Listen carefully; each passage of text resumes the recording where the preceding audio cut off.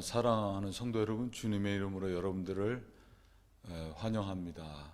또 오늘은 출애굽기 강의를 시작하면서 함께 말씀을 통해 은혜를 나누도록 하겠습니다.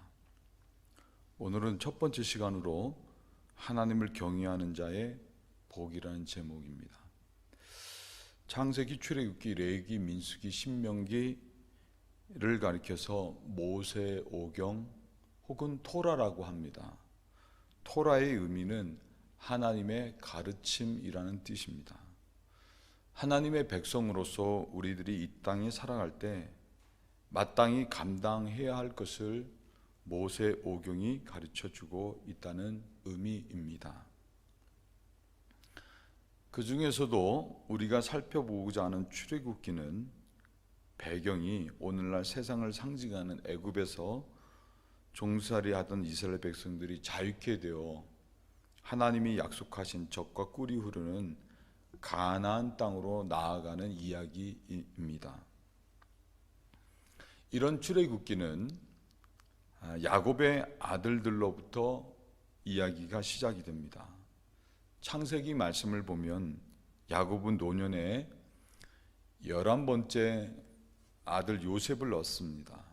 요셉은 아버지의 야곱의 깊은 사랑을 받았지만 형들의 시기를 받아서 죽음의 웅덩이에 던져졌고, 웅덩이에서 건짐받았지만 아라비아 상인들에게 팔려서 애굽의 군대 장관 보디발의 집에 노예 생활을 했습니다.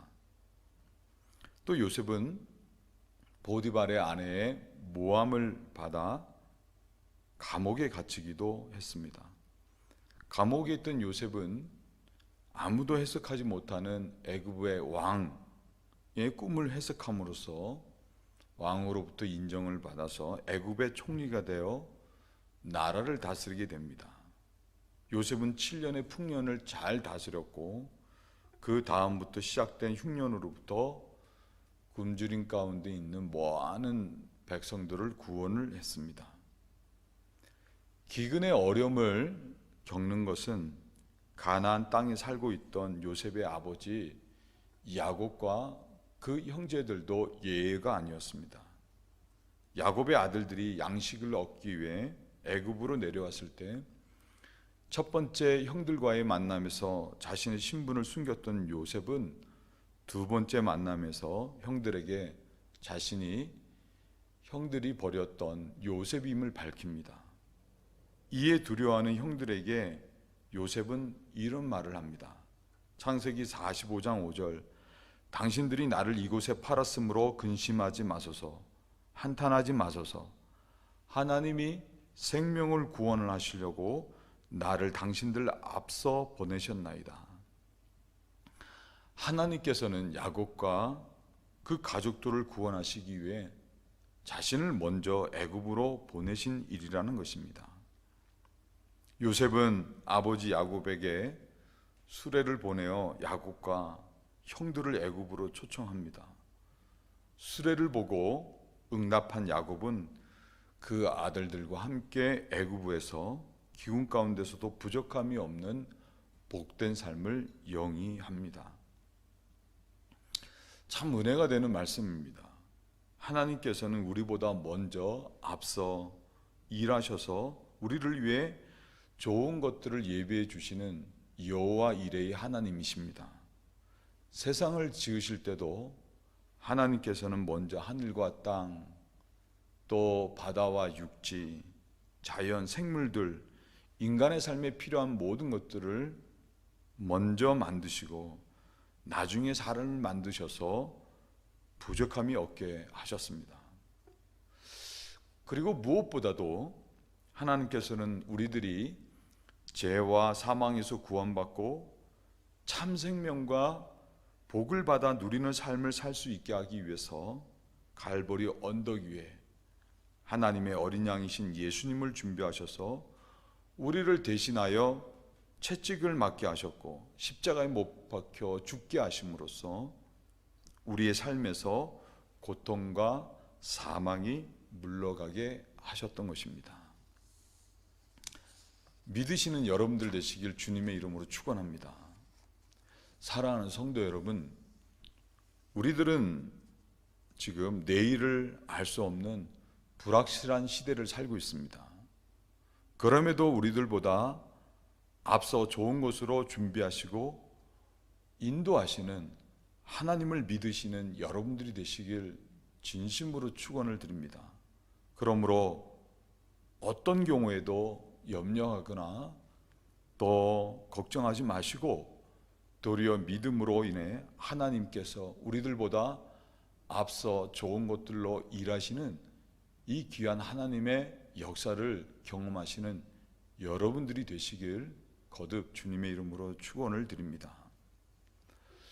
오늘 본문의 말씀은 바로 그 다음의 이야기입니다. 야곱이 요셉의 초청으로 자녀들을 데리고 애굽으로 내려왔을 때 그때 가족들의 숫자가 70이었습니다. 그런데 오늘 출애굽기 1장 7절의 말씀을 보면 이후 이스라엘 자손은 생육이 중다하고 번식하고 창성하고 심히 강대하여 온 땅에 가득했다고 말씀을 합니다. 엄청난 번영을 이루게 된 것입니다. 믿음의 사람들은 세상에 살 때 세상으로부터 부끄러움을 당하거나 세상의 지배를 받고 사는 사람들이 아닙니다. 도리어 어느 누구보다도 번성하고 강대하며 세상을 지배하고 도리어 세상의 사회, 문화 모든 것들을 선도해 나가는 삶을 사는 것입니다. 이것이 하나님께서 계획하신 믿음의 사람들의 본 모습인 것입니다. 창세기 1장 27절 28절 하나님이 자기 형상 곧 하나님의 형상대로 사람을 창조하시되 남자와 여자를 창조하시고 하나님이 그들에게 복을 주시며 그들에게 이르시되 생육하고 번성하여 땅에 충만하라 땅을 정복하라 바다의 고기와 공중의 새와 땅에 움직이는 모든 생물을 다스리라 하시니라. 하나님께서는 홍수 후에 방주에서 나온 노아와 그 가족들을 향해서도 동일한 축복의 말씀을 해 주셨습니다. 마틴 루터는 번성의 축복은 하나님이 우리에게 주시는 선물이라고 말씀을 하기도 했습니다. 저는 우리 덴버 제일감리교회 성도들 모두가 이 땅, 이 세상에 살면서 번성은 물론 어느 누구도 쉽게 넘보지 못하는 강대한 복 그리고 세상을 지배하고 선도해 나가는 복을 받고 누리며 사시는 성도들이 되시기를 간절히 소망을 합니다. 그렇다고 하면 그 비결이 어디에 있느냐 하는 것입니다. 오늘 성경에는 그 비결이 하나님을 경외하는 것에 있다고 분명히 말씀을 하고 있습니다. 본문 출애굽기 1장 8절 이하의 말씀을 보면 요셉을 알지 못하는 왕이 일어나서 애굽을 다스릴 때 이스라엘 백성들이 번성하고 강대하여 온 세상에 가득하게 되자 두려움을 느낀 나머지 이스라엘 백성들에게 핍박을 가하기 시작합니다. 감독자를 세워서 백성들로 하여금 흙을 이겨 벽돌을 구워서 거대한 두 개의 큰 성을 건축하게 하고 또 농사일을 하게 하고 잘못하게 되면 또 채찍을 가하는 일을 했습니다. 그것만이 아닙니다.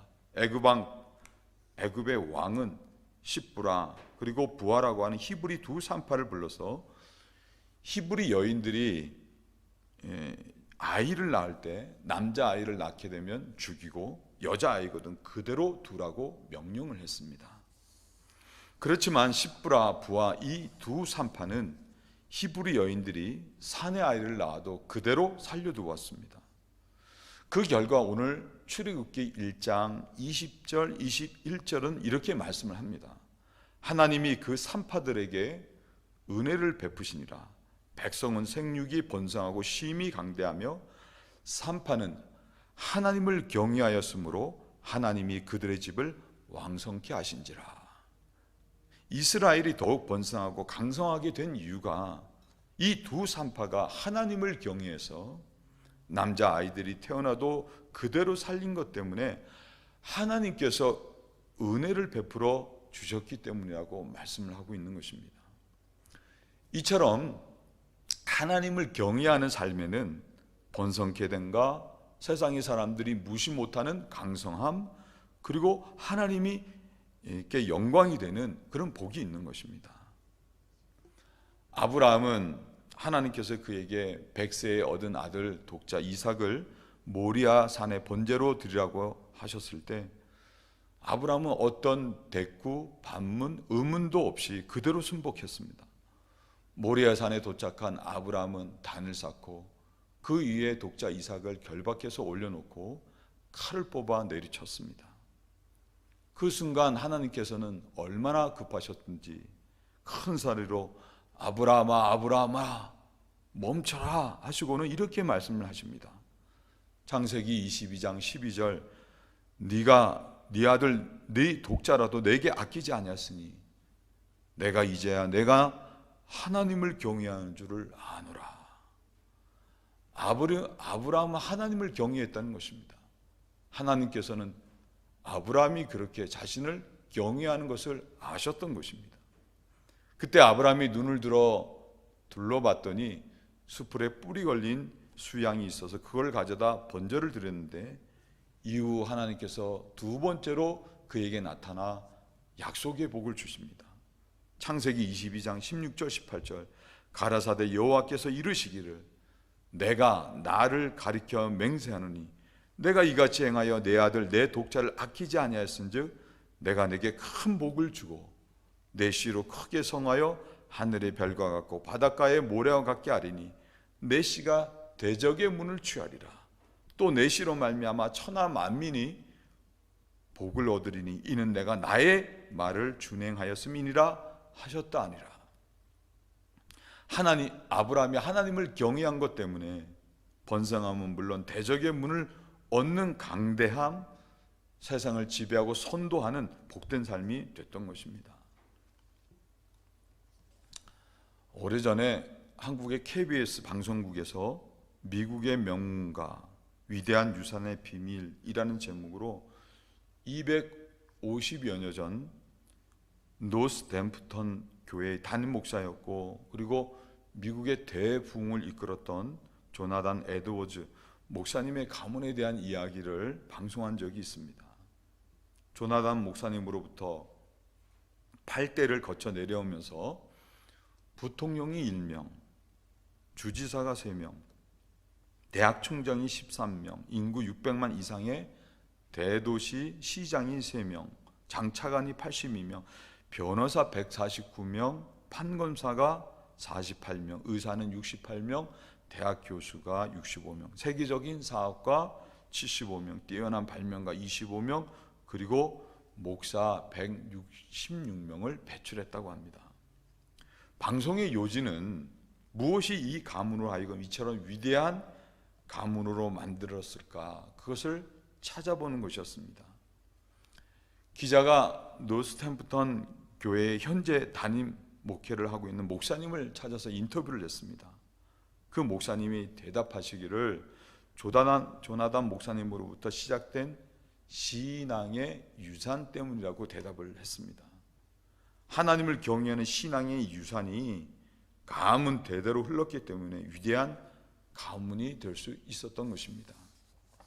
이 가문에서 수십 명의 예일대 졸업생, 예일대 총장, 그리고 교수들이 나왔는데 그 이유가 무엇인가? 예일대에서도 직접 조나단 연구센터를 세워서 연구를 해봤더니 그 결과 역시도 하나님을 경외하는 신앙의 유산이 그 비결이었던 것입니다.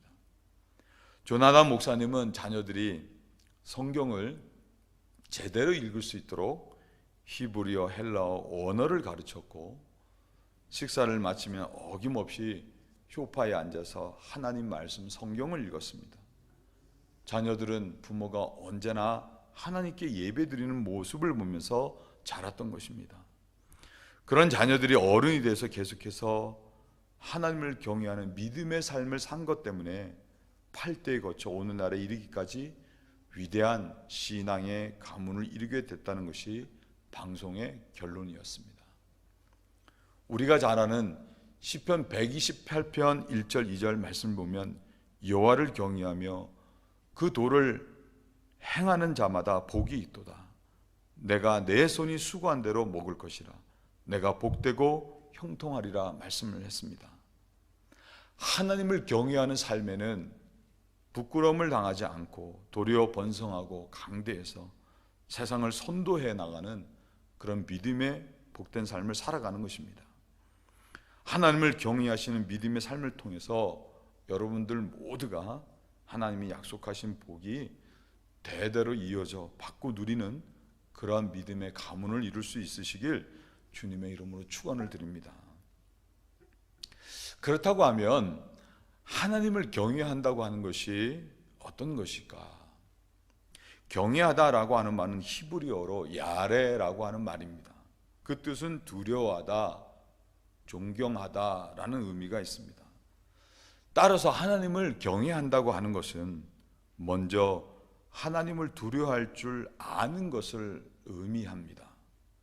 오늘 본문을 보면 애굽 왕이 직접 십부라 부와 히브리 두 산파에게 히브리 여인들이 아이를 낳을 때 남자애든 죽이고 여자애든 살게 두라고 명령을 했습니다. 왕이 직접 불러서 왕이 직접 이야기한 것입니다. 얼마나 두려운 일이겠습니까? 그럼에도 불구하고 이 산파들은 애굽 왕의 명령을 거스리고 도리어 하나님의 뜻을 따라 남자아이가 태어나도 그대로 살렸습니다. 왜 그랬을까요? 이 두 산파들은 육신의 눈에 보이는 애굽 왕을 두려워하기보다 눈에 보이지 않지만 분명히 살아계신 하나님을 더욱 두려워했기 때문이었습니다. 이 일은 산파들에게 있어서 결코 쉬운 일이 아니었습니다. 당시는 이스라엘 백성들 모두가 애굽 왕 아래 종살이를 하고 있었던 시대였습니다. 이 때문에 이스라엘 백성들은 애굽으로부터 많은 고난과 고통, 압제를 경험하고 있었고, 더더군다나 애굽 최고의 통수권자인 왕이 왕의 명령을 어긴다고 하는 것은 곧 죽음을 의미하는 것이기 때문이었습니다. 그럼에도 불구하고 두 산파는 애굽 왕의 명령이 아니라 하나님의 말씀을 따라 행했습니다.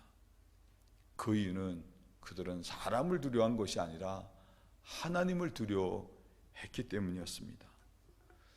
맥그랑이라고 하는 목사님은 하나님 아버지의 마음이라는 책에서 말하기를 사람을 두려워하는 것에 대한 방지책은 하나님을 경외하는 것이다 라고 말을 했습니다. 하나님을 두려워하는 사람은 하나님을 경외하는 믿음의 삶을 살아서 하나님으로부터 복 주시는 것을 경험하며 사는 것입니다. 이탈리아 설교가 기롤라모 사모나롤라라고 하는 사람은 14세기에 부패해진 로마 교회 아래 온갖 향락을 즐기며 타락해가던 조국 이탈리아를 향해 설교했던 그런 사람이었습니다. 백성들은 교회에서 세례받고 혼인 미사를 올린 사람들이었지만 그들의 방종은 실로 눈을 뜨고 볼 수 없을 정도로 타락을 했습니다. 멸망을 향해 치닫는 조국 이탈리아의 비탈길에 서서 그는 플로렌스를 향하여 외쳤습니다. 하나님을 두려워하십시오. 죄악의 도성 플로렌스를 하나님이 멸하시리니 회개하시기 바랍니다. 이런 외침에 추기경의 자리를 주겠다고 제의하던 로마 교회를 향해서 그는 차라리 순교의 피로 물든 붉은 모자를 쓰겠다며 거절을 했습니다. 결국 그는 1498년 어느 날 화형을 당해 아르노 강물위에 뿌려지게 됐습니다. 그러나 그것으로 끝이 아니었습니다.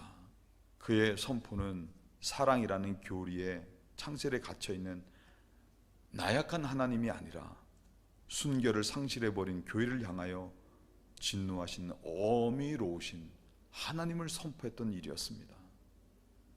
그의 목숨을 건 외침은 당시의 정치 지도자들, 성직자들, 시민들의 부패한 삶을 하나님 앞에 눈물로 고발했던 일이었던 것입니다. 그런 그의 외침이 사람들의 마음을 움직였습니다. 이후 교회는 하나님을 두려워하는 사람들이 하나님께 예배드리기 위해서 줄을 서서 기다릴 정도로 많은 사람들이 교회에 모여들게 됐고 훗날 그의 외침은 종교개혁으로 이어지게 된 것입니다. 오늘날 이 세상이 정말 코로나로 인해서 많은 어려움들을 겪고 있습니다. 이런 세상이 회복되기 위해서는 그 무엇보다도 먼저 이 세상, 특별히 믿는 우리들이 하나님을 두려워할 줄 알고 그러므로 하나님을 온전히 경외할 수 있어야 하는 것입니다. 지난주에 어떤 분은 저에게 고백하시기를 하나님이 계시다는 것을 자신은 절대 부인할 수 없다고 하는 신앙 고백을 하셨습니다. 이런 신앙의 고백은 그분만이 아니라 우리들 모두 역시도 하나님은 살아계시고 하나님께서는 우리 인생과 세상의 모든 주권을 갖고 주장하고 계시는 분이심을 우리는 알고 있습니다. 한나는 그렇게 소망하던 사무엘이라고 하는 아들을 낳고는 고백하기를 하나님은 사람을 높이시기도 하고 낮추시기도 하시며 하나님은 사람을 살리기도 하시고 죽이기도 하시는 분이시라고 고백을 했습니다. 우리가 앞으로 계속해서 말씀을 보겠지만 9가지 재앙에도 꼼짝하지 않던 애굽 왕은 두 손을 들고 마침내 이스라엘 백성들이 애굽에서 나가 하나님을 예배할 수 있도록 놓아주는데 그 이유가 마지막 10번째 재앙에서 첫째 아들, 첫 것이 죽는 것을 보고 왕인 자신이 할 수 있는 일이 아무것도 없다는 것을 깨닫게 됐을 때 이루어진 일들이었습니다. 사랑하는 성도 여러분, 인생의 주권은 다 하나님의 손에 있는 것입니다. 하나님은 그런 주권을 가지시고 사람의 모든 행위를 따라 심판하시는 것입니다. 이와 같은 하나님을 두려워해서 하나님을 경외하는 삶을 사는 것, 이것이 우리들에게 복인 것입니다. 여러분들 모두가 하나님이 내 인생의 모든 주권을 갖고 계신 분이심을 믿으시고 정말 두려움 가운데 하나님을 경외하시는 믿음의 삶을 사심으로 세상의 그 어떤 것들을 두려워하는 게 아니라 사람도 권력도 또 재물도 두려워하는 게 아니라 주권을 갖고 계신 하나님을 두려워하셔서 또 하나님을 경외하는 믿음의 삶을 사심으로 하나님이 약속하신 그들의 복을 받고 누리시는 복된 성도들이 되시길 주님의 이름으로 축원을 합니다. 두 번째, 경외하다 히브리어의 의미에는 존경하다라는 뜻이 있다고 말씀을 드렸습니다. 하나님을 존경한다고 하는 것은 곧 하나님의 말씀을 따라 순종한다는 것을 의미합니다. 따라서 하나님을 경외한다고 하는 것은 그 말씀에 순종하는 삶을 산다는 것입니다. 두 산파는 하나님을 경외하는 사람들이었기 때문에 그들은 세상의 권력을 갖고 있는 애굽 왕의 명령을 따라 행한 것이 아니라 하나님의 뜻을 따라 순종을 했고 그 결과 하나님의 은혜를 입어서 번성과 강대함 그리고 그 자신의 가정들마저도 왕성한 복을 받았던 것입니다. 북이스라엘이 하나님을 떠나 우상을 섬기는 타락이 있었을 때 당시 제사장은 엘리 제사장이었습니다. 그에게는 홈니와 비느하스라고 하는 두 아들이 있었는데 이들은 불량자였습니다. 사람들이 하나님께 제사 드리기 위해서 제물을 갖고 오게 되면 하나님께 드려지기도 전에 자기들이 보기 좋은 또 먹기 좋은 부분을 빼앗아 먹었습니다. 그것만이 아니라 성전에서 음란을 부정한 일을 행하기도 했습니다. 엘리 제사장이 이들을 질책을 해도 이 두 아들은 말을 듣지를 않았습니다. 다시 말해 이들은 하나님의 말씀을 무시했던 것입니다. 그 결과 홈니와 비느하스는 블레셋과의 전쟁에서 죽게 됐고 두 아들이 죽었다는 충격으로 엘리 제사장 역시도 넘어져서 목이 부러져 죽게 됩니다. 이때 하나님 하신 말씀이 사무엘상 2장 30절 나를 존중히 여기는 자를 내가 존중히 여기고 나를 멸시하는 자를 내가 경멸히 여기리라 하신 말씀입니다. 이 말씀의 내면에는 하나님의 말씀을 멸시하는 것은 곧 하나님을 멸시하는 뜻이 있는 것이고, 반대로 하나님의 말씀에 순종하는 것이 곧 하나님을 경외하는 것이기에 하나님께서는 그렇게 순종을 통해서 하나님의 말씀을, 하나님을 경외하는 사람들에게 하나님께서는 높여주시고 존귀하게 하시고 복되게 하신다는 말씀입니다. 사랑하는 성도 여러분, 하나님을 경외해서 하나님의 말씀에 순종하는 삶에는 우리가 잘 아는 신명기 28장에 약속의 복이 주어져 있습니다. 말씀을 보면 하나님께서는 그 사람을 세계 모든 민족 위에 뛰어나게 하시고 성읍에서도 복을 받고 들에서도 복을 받고 토지소산 짐승의 새끼까지도 복을 받고 떡반죽 그릇이 복을 받고 들어가도 나가도 복을 받고 대적이 한 길로 치려고 왔다가도 7길로 쫓겨가고 창고와 그 손에 하는 모든 일에 복을 받고 하나님께서 그 사람을 위해서 하늘의 문을 여셔서 때를 따라 비를 내려주시고 많은 민족들에게 구워줄지라도 꾸지 않게 하시며 머리가 되고 꼬리가 되지 않게 하신다고 말씀하셨습니다. 그러므로 세계 만민이 이를 보고 두려워하게 될 것이라고 말씀을 하신 것입니다. 성경에 실제로 하나님의 말씀에 순종해서 경외하는 삶을 통해 복을 받은 사람이 바로 있습니다. 이삭입니다. 이삭은 가나안 땅에 흉년이 들자 애굽으로 내려가고자 했습니다.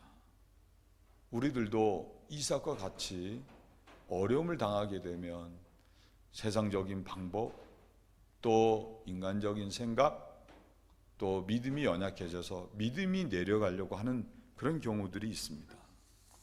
그럴 때 하나님께서 나타나 이삭을 향해 말씀하시기를 그 땅 곧 가나안 땅, 약속의 땅에 머물라고 말씀을 하셨습니다. 그러면 아브라함으로 인해 내게 복을 주시겠다고 하신 것입니다. 이 말씀을 듣고 이삭은 가나안을 떠나지 않고 말씀에 순종해서 그랄 땅에 머물며 농사를 했는데 그 해에 100배의 결실을 거뒀다고 말씀합니다. 그것만이 아니었습니다. 중동에서는 물이 얼마나 귀합니까? 그런데 이삭은 운물을 팔 때마다 샘이 터졌습니다. 이를 시기해서 블레셋 사람들이 운물을 빼앗으면 이삭은 옮겨가서 또 파는 곳곳마다 또 샘물이 터졌던 것입니다. 그러자 더 이상 어떻게 할 수 없었던 블레셋 왕은 이삭을 찾아와서 그 앞에 무릎 꿇고 고백하기를 너는 여호와께 복을 받은 사람이로다 라고 인정을 했고, 그리고 화친을 맺기를 요구를 했습니다. 자기들을 해하지 말아 달라는 그런 뜻입니다. 이삭은 블레셋과의 화친을 맺고 그때 운물의 이름을 부엘세바, 맹세의 운물이라고 했습니다. 그리고는 잘 대접해서 블레셋 사람들을 되돌려 보냈습니다. 이것이 바로 하나님을 경외해서 하나님의 말씀에 순종하는 사람들에게 나타나는 복인 것입니다. 저는 우리 덴버제일 성도들 모두가 하나님을 경외해서 하나님을 두려워할 뿐만 아니라 하나님의 말씀에 순종하는 믿음의 삶을 사심으로 이삭과 같이 번성하고 강대하고 마침내 하나님께 큰 영광을 돌릴 수 있는 그런 복된 믿음의 삶을 사실 수 있으시길 주님의 이름으로 축원을 드립니다. 오늘 본문의 말씀 중에 우리들에게 도전이 되는 말씀이 한 가지 있습니다. 요셉을 알지 못하는 애굽의 왕은 이스라엘 백성들이 자기 백성들보다 번성하고 강하자 이를 저지하기 위해 감독자를 세워서 이스라엘 백성들로 하여금 벽돌을 부어서 성을 쌓게 하고 농사를 감당하게 하는 고욕을 시켰습니다. 학대를 했다는 것입니다. 그럼에도 불구하고 놀라운 것은 이스라엘 백성들은 이런 학대를 당하면서도 오늘 본문 출애굽기 1장 12절 말씀 보면 그러나 학대를 받을수록 더욱 번식하고 창성하니 애굽 사람이 이스라엘 자손을 인하여 근심하여 했다고 말씀을 해주고 있습니다. 학대를 받으면 받을수록 이스라엘 백성들은 더 번성하고 창대하게 됐다는 것입니다. 이것이 참 그리스도인의 삶의 모습인 것입니다. 그리스도인들은 힘들고 어려움 어릴수록 믿음을 지키고 그러므로 더욱 하나님이 약속으로 주신 복을 받아 누리는 삶을 사는 사람들인 것입니다. 사도 바울은 고린도후서 4장 7절 9절에서 말하기를 우리가 이 보배를 질그릇에 가졌으니 이는 능력에 힘이 큰 것이 하나님께 있고 우리에게 있지 아니함을 알게 하려 함이라. 우리가 사방으로 우겨쌈을 당하여도 쌓이지 아니하며 답답한 일을 당하여도 낙심하지 아니하며 핍박을 받아도 버림받지 아니하며 거꾸로 뜨림을 당하여도 망하지 아니하고 라고 했습니다. 그리스도는 핍박이 있고 고난이 있고 어려움이 있더라도 그런 것 때문에 하나님을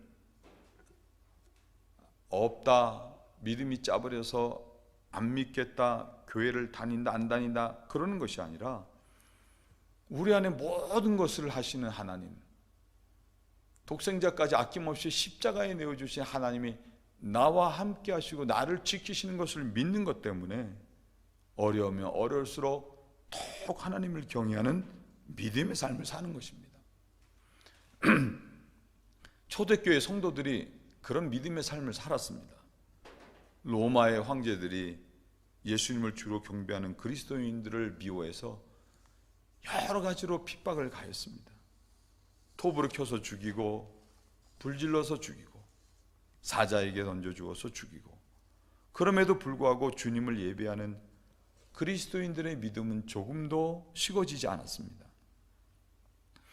그리스도인들은 하나님을 경외하기 위해서 무덤 지하로 모여들어서 하나님을 예배하고 믿음을 지켰습니다. 어떤 이들은 무덤에서 태어나서 무덤에서 일생을 마치기도 했습니다. 이것이 바로 로마에 있는 지하 무덤, 믿음을 지켰던 카타콤 공동체 카타콤이었던 것입니다.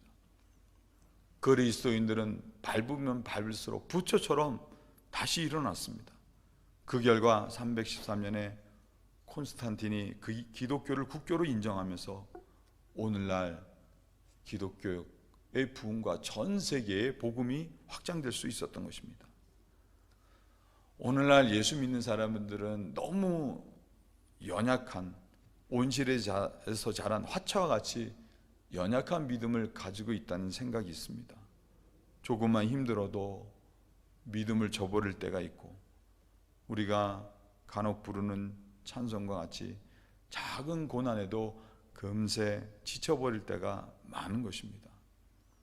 그리스도인들은 아무리 힘들고 어려운 일이 있더라도 하나님의 살아계심을 알고 하나님이 또 독생자까지 아낌없이 십자가에 내어주신 그 사랑이 늘 나와 함께 하심을 알고 어떤 경우에도 어떤 환경에서도 끝까지 두려움과 말씀의 순종함으로 하나님을 경외하는 믿음의 삶을 사는 것입니다. 그래서 최후의 승리로 복을 누리고 영광을 돌리는 것이 바로 그리스도인의 삶인 것입니다. 그런 면에서 오늘날 저는 우리 덴버 제일의 모든 성도들 모두가 이스라엘 백성들이 가졌던 그러나의 신앙을 가지시기를 주님의 이름으로 축원을 드립니다. 이스라엘 백성들은 애굽 왕의 핍박 가운데서도 그러나 학대를 받으면 받을수록 더욱 번성하고 창성하니라고 한 것 같이 세상살이가 힘들고 어렵더라도 그러나 나는 끝까지 하나님을 경외함으로 하나님을 섬기겠다는 믿음을 갖는 여러분들 되시길 바랍니다. 세상의 권력이 막강하고 모든 사람들이 돈을 추구하고 세상의 향락이 유혹한다고 해도 그러나 나는 하나님만을 끝까지 경외해서 말씀에 순종하겠다고 하는 믿음을 가지시길 바랍니다.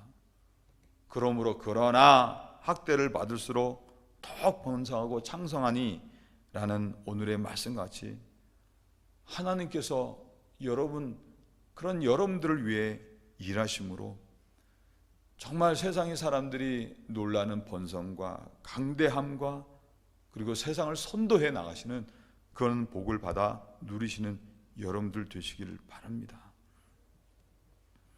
자, 결론의 말씀입니다. 전도사 하면 저와 여러분들 모두가 머릿속에 제일 먼저 떠오르는 말씀이 있습니다. 헛되고 헛되니 모든 것이 헛되도다. 이런 말씀으로 시작된 전도서는 마지막 12장에 오면 이런 말씀을 합니다. 메뚜기도 짐이 될 것이며 원력이 그치리니 이는 사람이 자기 영원한 집으로 돌아가고 조문 자들이 거리로 왕래하게 됨이라. 인생의 끝부분을 이야기해주고 있는 것입니다. 인생이 우리가 끝부분에 오게 되면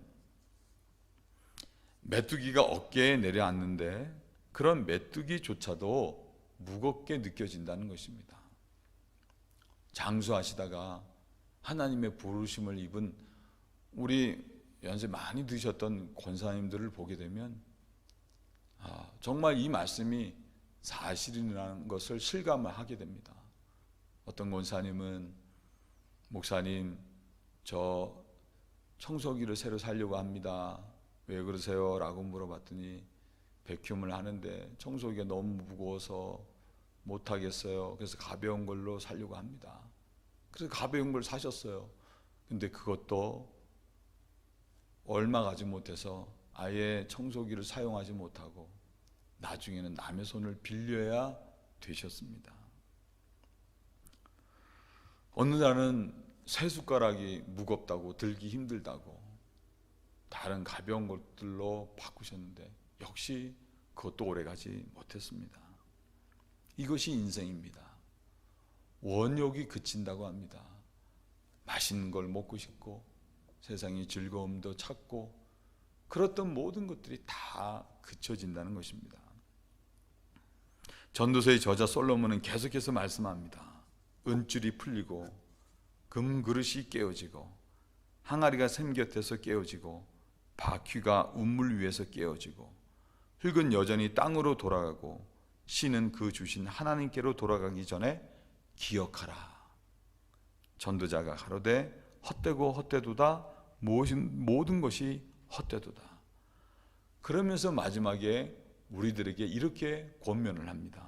전도서 12장 13절 14절 이 일의 결국을 다 들었으니 하나님을 경외하고 그 명령을 지킬지어다.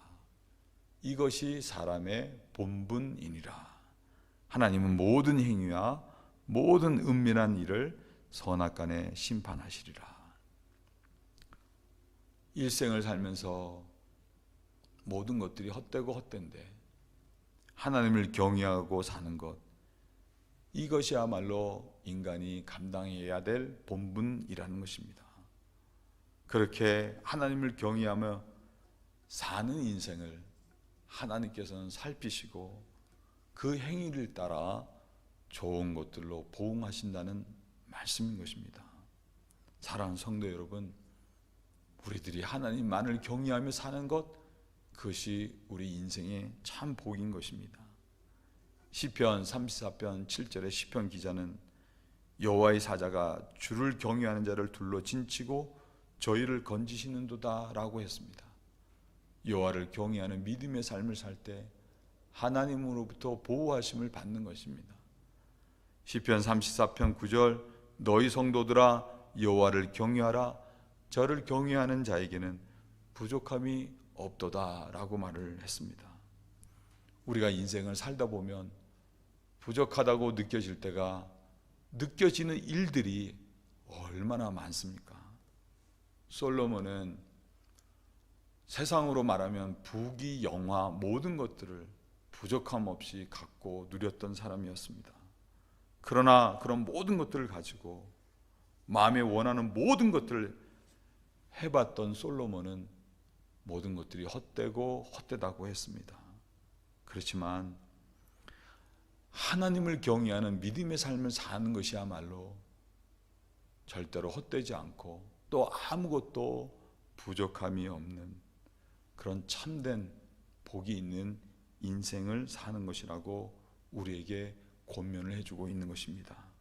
사랑하는 성도 여러분, 여러분들 모두가 세상을 두려워하거나 권력, 재물, 사람을 두려워하는 것이 아니라 인생의 모든 주권을 갖고 계신 하나님을 두려워하시고 또 세상이 그 어떤 것보다도 하나님을 사랑해서 말씀을 따라 순종하는 삶을 사심으로 그렇게 하나님을 경외하셔서 하나님으로부터 약속으로 주어진 모든 좋은 복들을 받고 누리시고 번성하시고 강대하시고 그리고 세상을 선도해 나가시는 그런 복 있는 인생, 복 있는 가정, 복 있는 가문 되시길 주님의 이름으로 축원을 드립니다. 기도하시겠습니다. 사랑의 아버지 하나님, 감사합니다. 우리가 무엇이 간데 이처럼 사랑해 주셔서 세상에 속해 살아가는 사람들과 달리 하나님을 알게 하시고 하나님을 두려워할 줄 알게 하시며 하나님의 말씀을 따라 사는 그런 믿음의 인생이 되게 하신 것 감사합니다.